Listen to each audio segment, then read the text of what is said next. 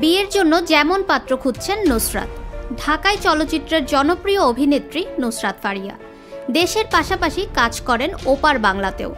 হাসিনা সরকার পতনের পর সমালোচনার শিকার হন নুসরাত। কাজ নিয়ে ততটা আলোচনায় নেই এখন, তবে সামাজিক যোগাযোগ মাধ্যমে দেখা যায় দেশ বিদেশে ঘোরার ছবি। নুসরাত 10 বছরের প্রেম শেষে সেরেছিলেন বাগদান, একটা সময় সেরেছিলেন বিয়ে পর্ব। তার সেই সম্পর্ক শেষ হওয়ার ঘোষণা দিয়েছেন 2 বছরের বেশি সময় হতে চলছে। এরপরও অবশ্য তাকে নিয়ে একাধিকবার প্রেমের গুঞ্জন শোনা গেছে।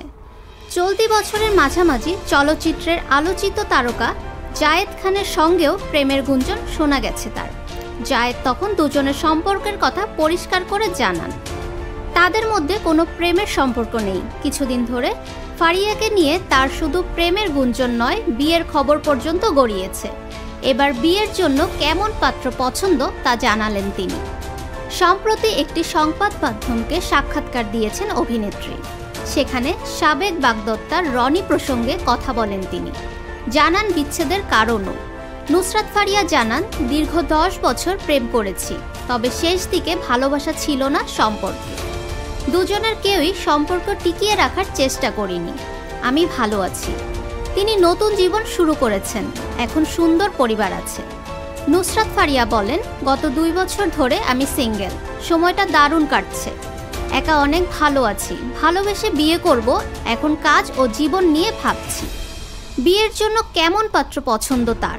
অভিনেত্রী জানান, সামনে নতুন যে আসবে তাকে অবশ্যই আমার থেকে শিক্ষিত হতে হবে, স্মার্ট ও ব্যক্তিত্ব সম্পন্ন মানুষ হতে হবে। ব্যক্তিত্ব থাকাটা খুবই জরুরি, তাকে নারীদের সম্মান করতে জানতে হবে। কিছু বলার আগেই আমার চোখের ইশারায় সবকিছু বুঝে নেবে, এমন একজন মানুষ চাই। ফারিয়া আরও বলেন, এবার প্রেমে জড়ালে বেশি সময় নেব না, অল্প কিছুদিন প্রেম করেই বিয়ে। সেটা মিডিয়া কিংবা বাইরের যেখানেই হোক, সবার আগে তাকে ভালো মানুষ হতে হবে। বৈষম্য বিরোধী বিপ্লবের সময় তিনি দেশে ছিলেন না। গত 10 জুলাই শো করতে কানাডা গিয়েছিলেন। 17ই আগস্ট দেশে ফিরে নতুন এক বাংলাদেশের দেখা পান অভিনেত্রী। সবশেষ কলকাতার একটি সিনেমায় দেখা গেছে তাকে।